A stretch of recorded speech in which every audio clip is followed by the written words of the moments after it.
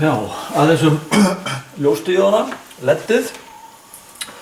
Þetta kallað LED, Light Emitting Diode, og hérna spennugjafur 12 volta og við ætlum að hafa yfir þessa ljósdíóðu, það að hún tengd eins og önnur ljósdíóða, það að anóðan, það snúi plús, þetta plúsinn, og við þurfum að setja svona takmörkuna viðnám til að svo hann fái rétta spennu við sig og réttan straum í gegnum sig. Við ætlum að hafa þetta 2 volt yfir hana og 20 milliampere í gegnum hana. Við breyta milliampere með ampere, það er 0,02 ampere, við notum þá eftir til að finna út viðnámið. Og til að finna R1 hérna, þið mörgir hérna þrýtingin, hendir yfir R. R jafnt og þið deilir í straum upp í spennu. Þannig að R hérna U deilt með I og I 0,02 ampere.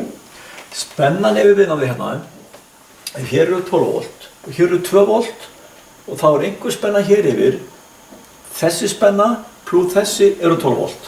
Þannig að spennan yfir viðnámið hérna 10 volt.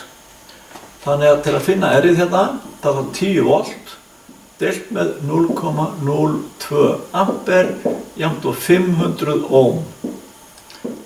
Þannig að viðnámið R1 hérna 500 ohm.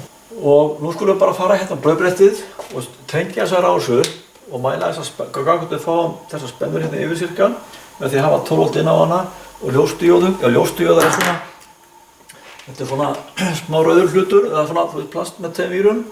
Lengri pinnin, hann plúsinn, hann verður þá hérna gæinn og minni hérna mínusinn.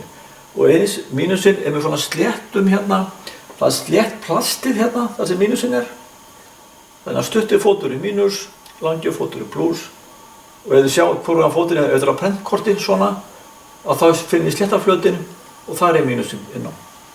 Ok? Við bara tengja þetta samast upp.